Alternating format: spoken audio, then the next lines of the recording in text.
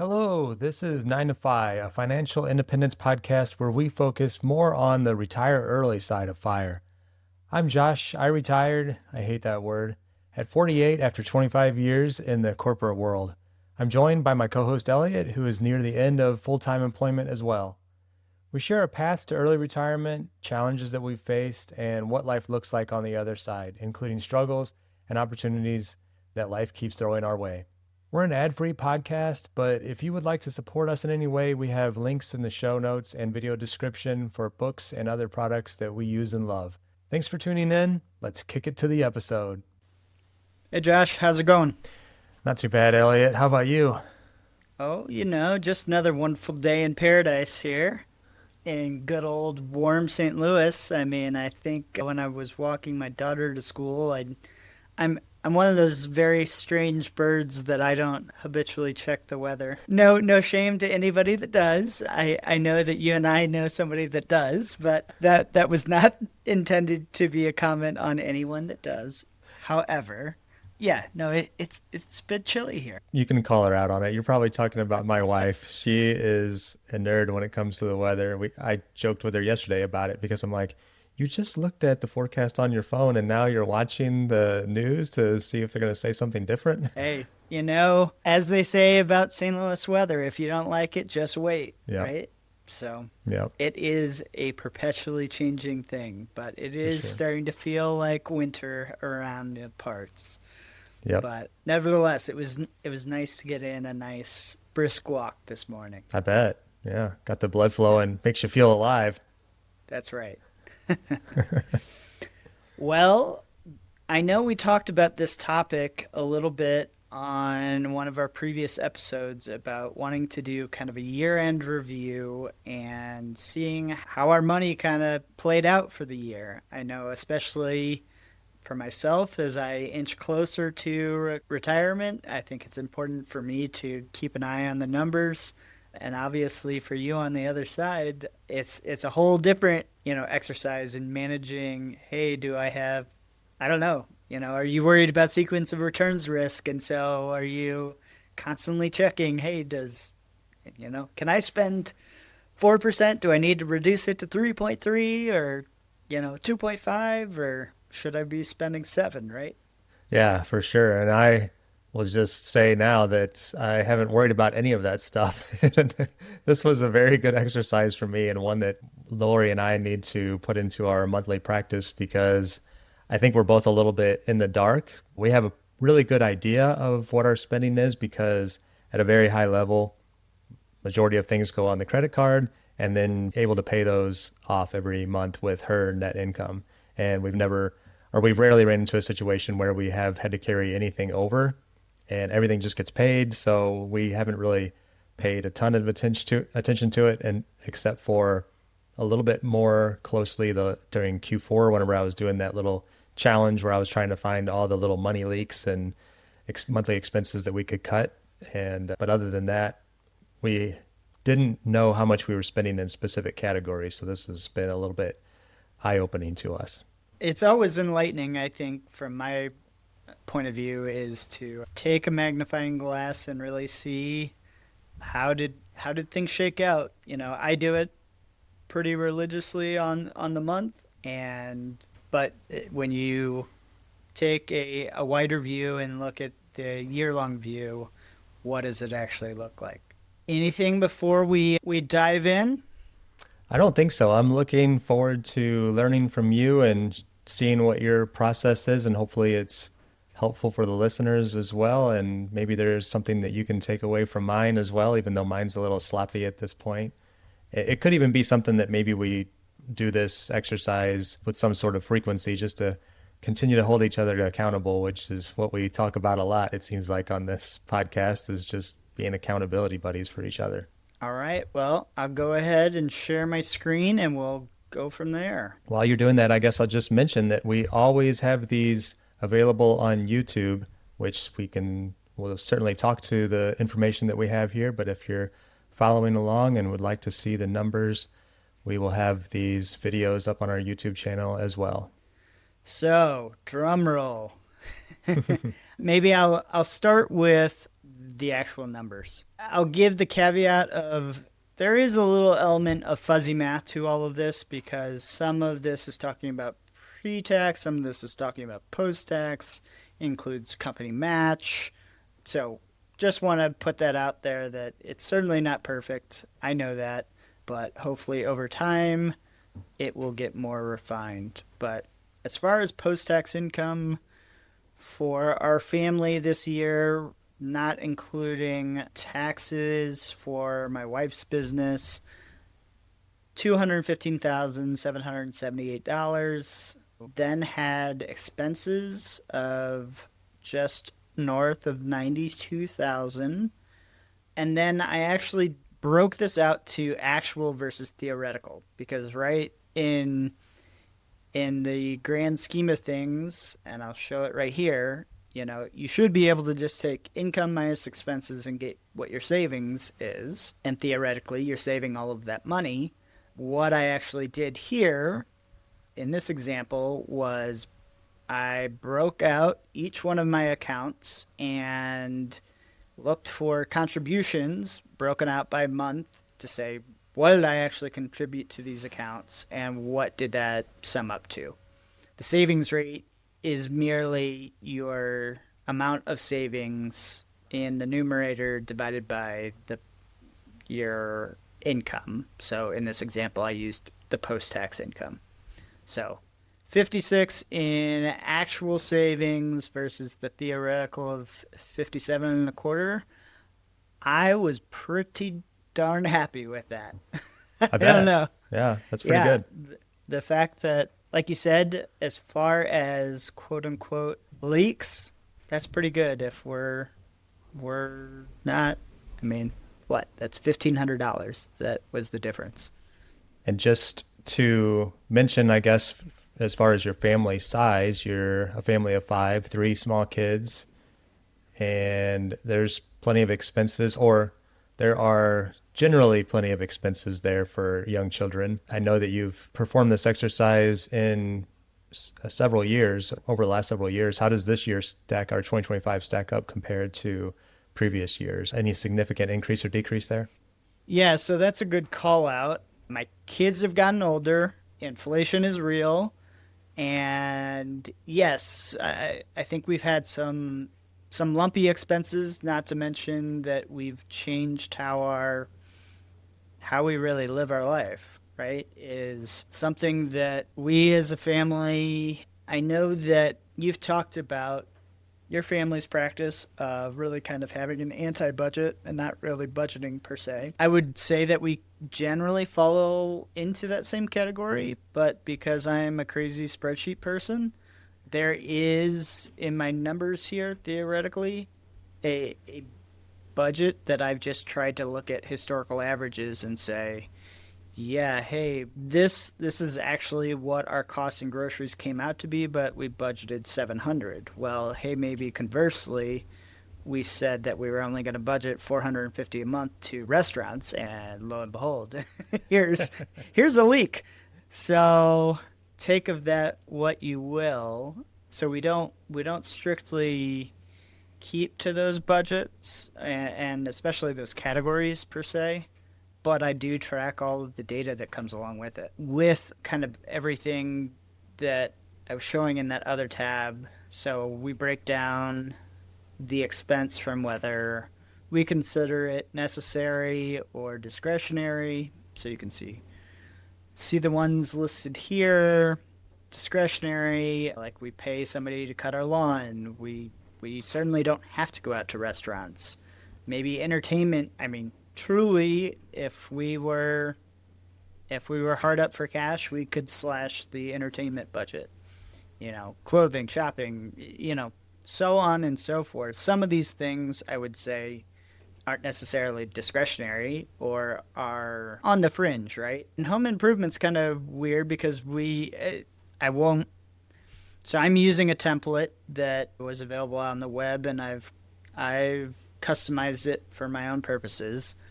But they broke out home maintenance versus home improvement. Well, that's all well and good. And theoretically I agree, but am I going to go to my Home Depot receipt and say, oh, well, hey, this was home maintenance versus this was home improvement and split out each receipt? Yep. I certainly don't do that. So put it into a bucket and generally just make these things directionally accurate. I mean, I think you're going to have diminishing returns the more that you go into each of these things. But another thing that, just generally we would say this still falls into the discretionary. I'm not sure why they broke it out to a whole nother column, but gifts, charity giving, holiday giving, travel, business expenses, etc. So normally, like, we wouldn't have business expenses that fall into our personal spending or anything like that, but maybe we do. So making sure that we recharacterize that when we go back to, hey, this should have been over here or whatever. But I know a big change for us this year. So to go back to your question of how did we compare this year versus last year, like you said, we purchased a car, the Tesla. I think it was like $38,000 before any credits and whatever else. So yeah, that's a large one-time expense, or one-time expense that doesn't come up every single year, right? Comes up on some frequency for each individual family person. But something that we did this year that was very different was travel. So travel has always been a part of our life, but we had this trip where we went for 5 weeks to Europe. And so along with that, tried to budget as best we could. So I think we allocated $12,000 to travel this year. And actually, lo and behold, we had some kind of snafus in our return flights, and we ended up getting credited for a lot of the airfare. So we actually got a drastic reduction in what the overall cost was, just by and large to luck, right? So yeah, I don't know if that really provides the level of insight that we're looking for, but by and large, 92,000, that's really pretty close to what we thought that we would spend this year, was right around 90K.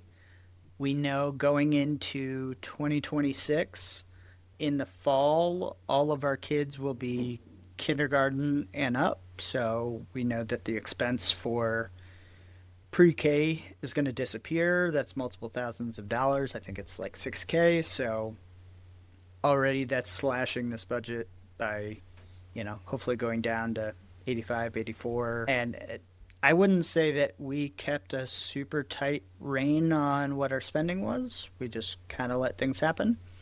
Now, if you ask Dawn, I'm not sure she shares that opinion. I mean, I think as we have gotten closer to the potential decision of me choosing to leave work, is how we have addressed things like home improvement and, maybe things that certainly are not necessary, but more nice to haves if we see ourselves in this house long term, and, things that we may want to address before we leave the big shovel behind, preferably. So, well, cool. Yeah. What do you think? Sounds like you're pretty happy with your results, and I like the detail that you have there. I guess the only other question that I would have is, from a individual expenses categories, was there any significant ones? You mentioned the dining out, but was there anything else that you said historically or previously you were looking at, here's what I think I'm going to spend, and then you either over exceeded that or you came in well under? Were there any other surprises in those individual categories? Yeah, I would say that I haven't done a deep dive on that quite yet. I think that is maybe a shortcoming in in my process right now, is that I haven't, let's say, in previous iterations of burying myself in spreadsheets, right? I had more of that nuance and detail. I know you know this, but hey, I use a bunch of different tools. I subscribe to Monarch Money. I've got Projection Lab. I'm doing stuff in individual spreadsheets. None of this is. I still find myself asking what I perceive as fairly basic level questions that aren't really answered here. So, like maybe somebody watching this, right, is saying, well, if you've got Monarch Money, why in the world are you using spreadsheets, right? I think that's a fairly justifiable question. Is what I have found out through my experience is similar to, when I used personal capital in the past or any of these that are trying to automate the connection with any number of accounts or platforms, etc. I mean, you can see from the list right here, right? I've got a brokerage account, I've got a traditional IRA, I've got a Roth IRA, I've got a high yield savings account, I've got 529s for my kids. My wife has a traditional IRA, an inherited IRA, a Roth IRA, so on and so forth. There's so many different places which you have to just go to get the answers that the middleware layer in between isn't always the best. I think is the short answer, and I'm not sure that that's necessarily on the middleware or if it's on the institution that I use or any number of technical reasons why, right? But ultimately, it just doesn't give me all the information. Like, for example, maybe I'm doing something incorrect in Monarch, but Monarch is also capturing the flows from my paycheck that actually hit my bank account. And so that's all in a post-tax view, right? And so anything that I'm doing pre-tax, i.e. my 401k contribution, which you can see here, right, is sizable. $23,500 never hits my bank account. I mean, it's going straight from my check before it's issued to my bank, and it's going directly to my custodian of my 401k. The same way that it's not capturing, hey, how much is my company actually matching that contribution? And that's significant in another $17,000.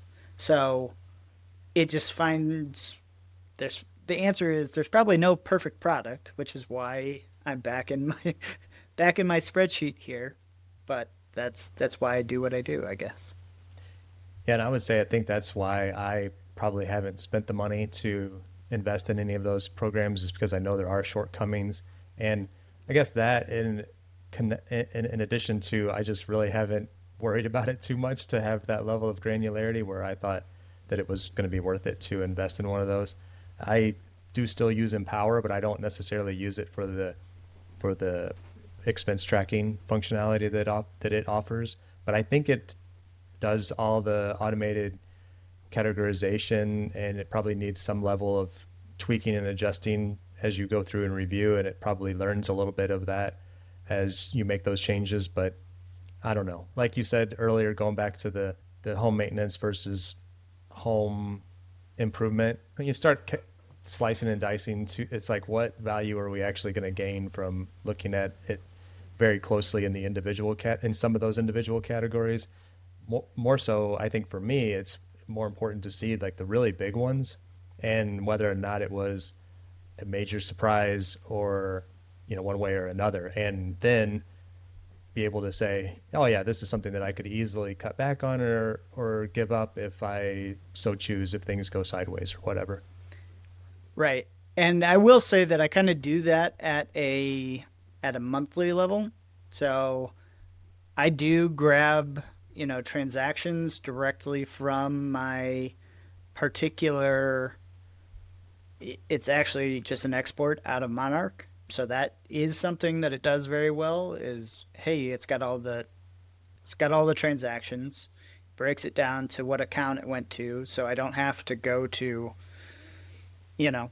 play the credit card hacking game. I don't have to go to all my different cards and get statements and say, oh, hey, it was here and there and whatever else. I can just get an Excel export out of there. And then I've got my characterization of what are those types of transactions, and then I have put that kind of faux budget versus what was the actual, so that I can see on a percentage, like, yeah, hey, is this in line with what I expected, or like, did we really miss the mark here? So like, why was my trash bill $68 as opposed to $21.78? Like, maybe that is like we switched credit card bill, or like what credit card was on file, and so it missed a payment and it's just catching back up. Or maybe it's like, I know water is on a quarterly basis, and so yeah, hey, it's been, we've said what the average is for a month, but because it only happens every quarter, then hey, this number is different and is going to show that difference. So I've done some of that as much as I can without putting too much into that. But I mean, I think directionally, like what you're saying is, yeah, hey, if normally my discretionary expenses are in the range of 4,500, and then all of a sudden it's like 6,000. Okay, well, like, what happened here? And try and get into the weeds a little bit more. Yeah. I think that's a good way to do it when you have somewhat of an expectation in mind, or, well, on a sheet here, that you can then say, okay, over the last period of time, it was in this range. I'm going to call that my average, and then you're looking at the outliers. That's a pretty smart way to handle it. So yeah, I mean, the only other thing that I did here was call out, like all of these potential buckets that we put our savings into. If there was a certain IRS limit, did we have basically a room that we could have put more into to essentially optimize for taxes? That's really all it comes down to. And like randomly, I don't know what happened here, but only put in 69.99.98 as opposed to a full $7,000. Okay, I missed my 2 pennies, but yeah, I think by and large was what was expected. And I realized as I was looking at this, maybe the only thing that isn't captured on here is, as part of my compensation at work, I have been granted RSUs, or restricted stock units, in the past. Those do have a vesting period of 3 years, so I find out about the amount, and if I receive an RSU mid-February, and so those mature on March 1st of the following year. So that's why in the past I had talked about March 1st being that important date for me, is because I'll have another tranche of RSUs that'll mature. So theoretically, if I did a good job this past year, I'll get another RSU grant, and that would also, 1/3 of that would mature March 1st of 2027. Very good. Yeah. So with that, I think I'll turn it over to you, Josh. All right. Sounds good. I'll share my screen here. Okay. I will start here as just like an introduction to what I kind of estimated our spending would be. I won't go through all the details here, but this was something that I put together back in probably sometime in 2024 when I was nearing the end of full-time employment, and I knew that my wife was still going to be working full-time. So her estimated full-time pay, her net income was going to be just under $50,000, and that's with her still contributing to her 401k. I didn't have all that broken out, but this was just trying to simplify it. And then we listed all of our fixed and variable expenses, and this kind of falls into the same category that you mentioned earlier. You had your discretionary and non-discretionary, but some of ours are more on that fixed side of things, and then some of those, like gas and groceries and repairs and maintenance, makes things a little bit lumpy. But I estimated that we would be spending somewhere in the neighborhood of like $72,000 a year. Can you zoom in a little bit? Sure. Your old eyes can't see this, Elliot. Yes, as my optometrist told me, like, once you approach 40, those eyes don't work quite so well anymore. Very true. Total spending annual of 71K. So That was my projection. that was your projection. Yep. And your actual was, that's Yep. the 31 plus the Nope, 39? that's just the projection on this Okay. on this tab Okay. here. I'm gonna have to click over Okay. to the other one Okay. and pull I'm it with up. you. So here is what we actually did, and have a nice little pie chart up at the top here. Yeah, that's what I used to do as well. I had 4 credit cards that we used last year that did, like, kind of like you said, it's not perfect, it's directionally correct. We didn't do all of our spending from credit card. There was still some items that came directly out of our checking account, and maybe that's something that we can touch on in just a minute, because I'm kind of curious to get your thoughts on some of these things. But we had 4 major credit cards that I went in and I looked at the year of 2025 summary, pulled that out into all the individual categories that were already created by Chase, because they were all Chase cards. And this is what we came up with. So our most expensive category, we're a family of about 2.5. It's me and my wife, and then we have our 20-year-old son who's mostly responsible for his expenses. But for groceries ended up being our largest category. And I said no surprise here, but I think there may still have been a little bit of surprise in that we spent just under $12,000, $1,000 a month, but it does lump in a lot of the like household stuff. So it's not just food, it's other things that we need for the home, and those things that you pick up at Walmart or Target or wherever that might be, it just kind of all gets lumped into the grocery category. Yeah, I would agree with that for ourselves too. Is I just kind of lump all of that into shopping, and so it makes shopping look astronomical, but we should probably do some better characterization of that. But it's Yeah. difficult because it's the exact same thing as that whole home improvement versus home maintenance. You don't want to split a receipt to be like, oh yeah, this is this category versus this category. Yep. Our next highest category was travel, and this is one that I think I was pretty proud that it was this high, because I knew, or at this amount, I shouldn't say this high, but at this amount, because we took 12 to 13 trips, I kind of lost count. I went back before we got together today and was trying to figure out exactly how many trips we went on last year. We traveled a lot. It was the most I think that we had ever traveled in a year, and some of them were short weekend trips, but the majority of them were a week long. So we did, or more than that. So we did a lot. But this $12,000 also included things like parking, rideshare, car rental, just those kind of things. And even though we do as much credit card hacking as we possibly can, we don't stay in hotels all that often. We do a lot of Airbnbs and things like that. So that's what this category was. It doesn't include the entertainment and food that are a part of those trips. Those fall into Yeah, the that individual categories. I was going to ask exactly that. Is we tend to characterize anything that kind of is out of the ordinary with those particular trips, like you said, the entertainment, the food, etc. We have also bucketed that into kind of that travel budget. But yeah, makes sense. Food and drink was one of those that was a bit of a surprise, and that it came in at 10,000, just under 10,500, and 16% of our total spending. So 293 transactions fell into this category, and I did spot check a lot of this just to see if there was anything that was being miscategorized, and there wasn't. So if you were to have asked me prior to this how much we spent, I probably would have came in at half that, maybe 6,000 or so.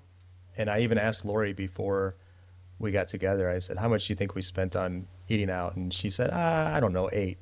And I was like, it was close to 11. So that was a big one for us. But honestly, when you look at our total spending, which I'll get to in just a minute, I mean, this is definitely discretionary, like you said it was for you. But at the point that we are at in our lives now, we don't have a mortgage, we don't have car payments, we can splurge in this category. We don't eat a lot of fast food. So when we do go out to eat, it's generally for a sit down restaurant. We do enjoy going to breweries. Those costs, as we know, have gone up. I don't remember if I was talking to you or somebody else, but you can't hardly get into go somewhere for a dinner for two and a beer or two each for less than like $70 now. So overall, there were some small purchases in here, so that brought the overall average of each transaction down to $35. But still, if this was an area that we were looking to cut or save some money, this would be one that I think we could probably do a better job at.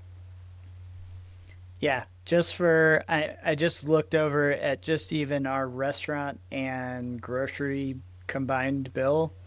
I mean, we're pretty close at approximately 15K. So, to put that in perspective, I mean, sure, you're calling us 2x your number of mouths, but also 3 of our mouths are ages 7 and under. So, tiny not bellies, the same. Yeah. Yeah. Yeah, I mean, we're with groceries and food and drink, we're at, what is that, 23,000? Yeah, 22,400. That's a lot and like I said, groceries includes other things, so there's a little bit of fluff there, but overall, that's a lot just on food, and we've essentially solved for the other two categories in that we don't have a mortgage and we don't have car payments and don't intend to really ever have car payments in the future. Most of our transportation costs are very minimal at this point, but boy, we sure do spend on food. Yep. Hey, I'm not one to criticize. I enjoy my food and beverage. And I'm not a foodie, though. We've talked about that before. Lori certainly is. She enjoys trying new things, and I get called out way too often for just being the boring guy who gets a cheeseburger or chicken nuggets. So I'm trying to do better at that, and which comes at a price. Yeah, it's funny because when I eat at the office for lunch, I find myself, like one of our previous episodes, we talked about cheap and frugal, and I am cheap when it comes to eating at work. It is astronomical how much, theoretically some sort of, cafeteria food that theoretically I would guess that my employer is taking some of the cost of, but it surely doesn't seem like it. It's like, I think there was a pastrami sandwich and something else, like a Reuben for, $10. Whereas I know that I can get a burger and onion rings for like $6. Yeah. I fall even though it's $4, doesn't matter in the grand scheme of things. It really doesn't. If Ramit would say, I'm focusing on the $3 question, not the $30,000 question, right? But yeah, I find myself being cheap when it comes to those lunches at work. So. And your overall health might have some opinion on that. Like the $4, you may, and so in our case, I would say that we have been a lot more intentional with trying to eat a bit more healthy, and that comes at a cost as well. So even though we do the majority of our grocery shopping at Aldi, I mean, Lori, we watch a lot of, I don't know if you're familiar with, I think his name is Bobby Parrish. He has the app that's called Bobby Approved, where you scan it to try to find it's a thumbs up kind of thing, thumbs up, thumbs down. Is it healthy, not healthy, essentially? And we try to get the healthiest of items that we can. So like a loaf of bread, for example, is $4 or $5, as opposed to $2 or $1.50 for the generic white bread. Sure. But we're trying to eat healthier, which comes at a cost. So, that's something that I don't think from a health standpoint, we're going to ever try to go backwards. Yeah, go backwards. Yeah. Next category real quick is for bills and utilities. This one is pretty much right on what we expected it to be. It's mostly our insurances. So our homeowners insurance, our property insurance, our auto insurance. And then I put a note on here that we had 2 of our boys on our insurance, auto insurance, for a period of time this year, and they just paid us back for that. So some of that doesn't get captured in the recouping of those funds on the credit card side. And then What's that shopping. last sentence there? Oh yeah, no more Prime. I forgot to call that out specifically. So just to touch on that for a second, you had mentioned that you cut your Prime, and when I ran that by Lori, she was like, "Oh yeah, that makes sense." So we actually didn't cancel it completely. We paused it.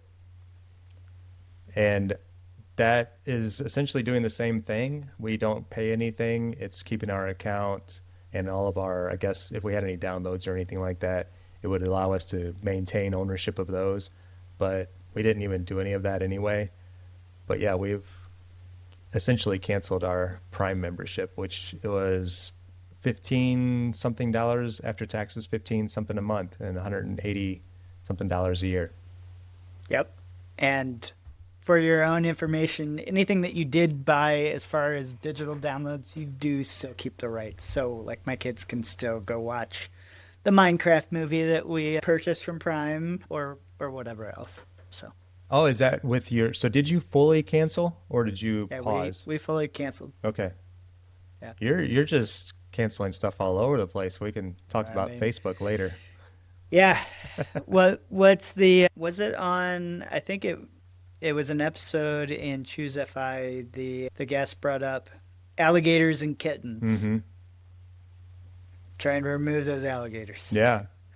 Yeah, and I've followed your lead. It's been pretty fun. I haven't fully canceled Facebook yet, but I could see that in my future. A couple other categories that were pretty big. So shopping, half of that was Amazon. The rest were like other household items. So things like Dollar General or I can't even think of what some of them were, but I don't think that's too crazy. It's 10%. Entertainment is a lot of concerts and things whenever we take our kids out and just doing things with our nephews, things like that, going to the movies, all that kind of stuff. Now this one, car or auto gas, was $2,700 for the year, which I was like, I put an exclamation mark there. Wow. I was really surprised at how low that was. Like $230 a month total for us. We're still two gas guzzling cars here. Not really guzzling, but they're both fairly efficient. But we don't have anything electric. And that's really a benefit of working from home, me being early retired, so to speak, even though I still get out and do plenty of things. And then Lori's just a 1 mile commute from work. But man, I remember back in the day, it was probably close to $1,000 a month in gas whenever we were both driving up to, I was working in St. Louis City, she was working in St. Louis County. That was a huge chunk of our expenses. And then that kept us from being able to do some of these other things. I would much rather go out and have dinner or go to a brewery and spend that money than to just put it in my gas tank and burn it up on back and forth to work. Absolutely.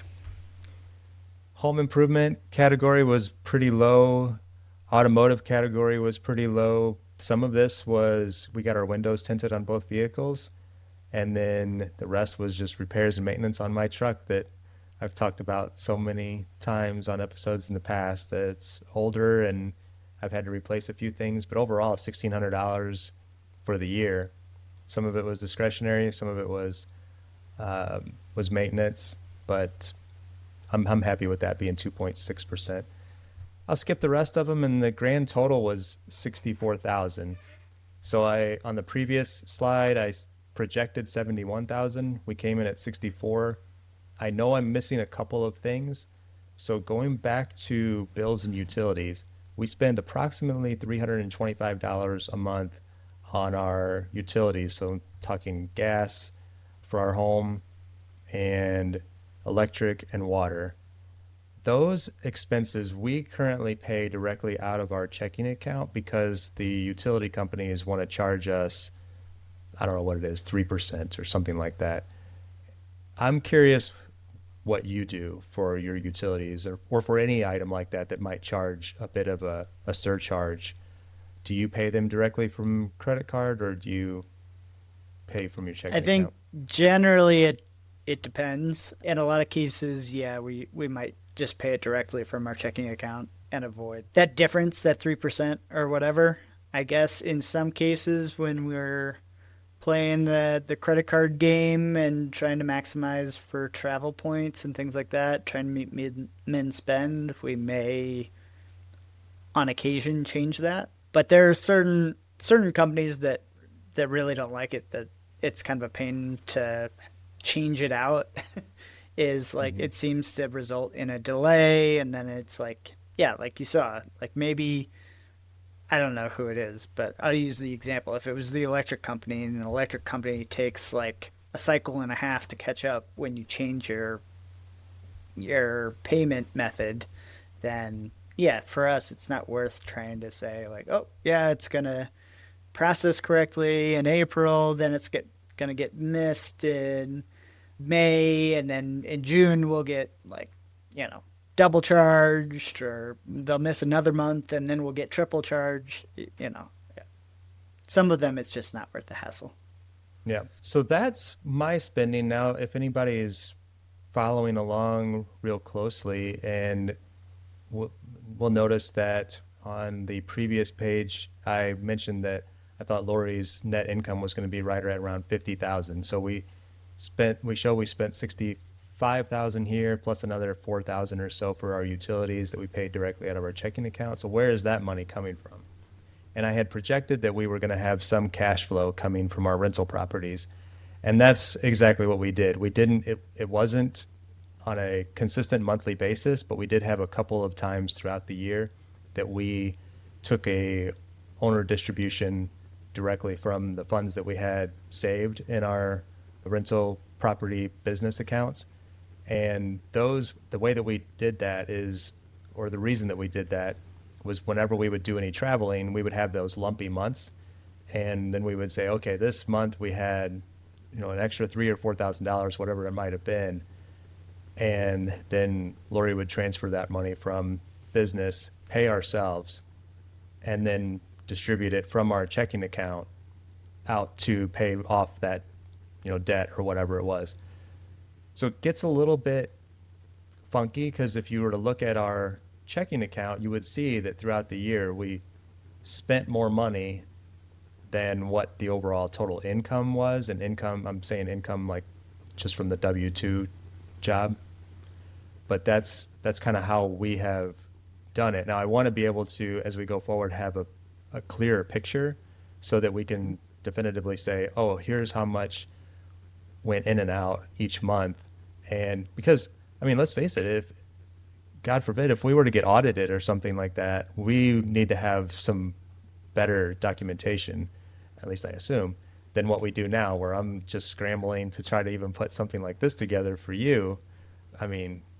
Who knows what kind of questions could come our way that we would need to try to prove out or answer if we were in that kind of situation. So I'm glad that we did this exercise, and it's something that I want to do a better job at as we go forward. Yeah.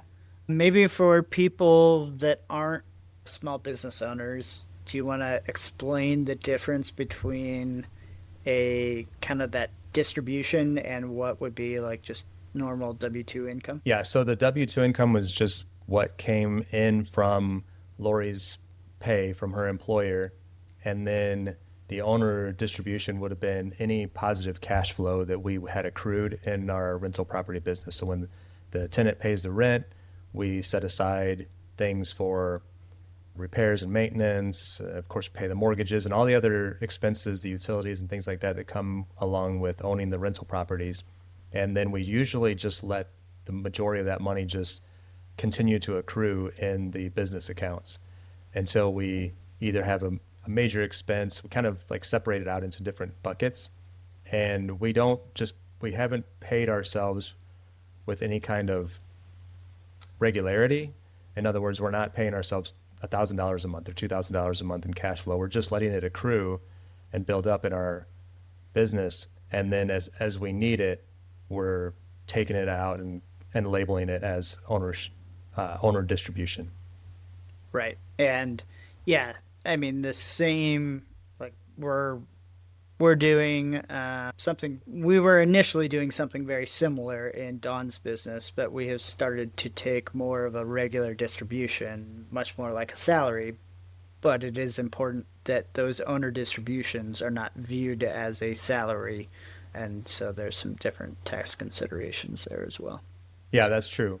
And I honestly cannot speak very clearly to that. And that's something, again, that I want to continue to get better at. I feel like the last decade or so of my life was all about accumulating and building and growing. And I didn't have as much time available, or maybe it was not so much time, but just interest in really like optimizing as much as I possibly could. So there was one of the things that I didn't speak to in here that I actually pulled out was our federal income taxes that we had to pay in 2025 for 2024. We won't have that big of a tax bill this year, but there was things that I know that I wasn't optimizing very well. And in having conversations with folks like Alan from our local group and some other folks whenever we went to economy this last year, I realized there was money that I was leaving on the table because I wasn't capturing all of that stuff correctly. So I've continued to work at that and do a better job of bookkeeping and counting things as business expenses that I hadn't been in the past, such as the trip to economy. I'm counting that as a business expense because we learned a lot about how to optimize and improve our bookkeeping for small business. So that's, as I go forward, it's an evolution, right? It's a journey, continuing to grow and just find ways that we can continue to improve how we run that small business. Yeah, makes sense. Work on the business instead of in the business, right? Absolutely. Well, Josh, do we have anything else that we want to talk about before we wrap this one? Nope. This was fun, Elliot, and maybe we'll do it again sometime in 6 months or so, and we'll have or at least I will have a more robust, better view of how we're doing things, and I can share what I've learned along the way. Yeah, you and me both. All right. As always, if you enjoyed the episode, thanks for sticking around with us. Please like and subscribe on the platform that you're watching or listening to us on. Whether that's Spotify, YouTube, Apple Podcasts, etc. Give us a comment, good, bad, or indifferent. We appreciate it. Thanks again. Thanks, Elliot. See ya.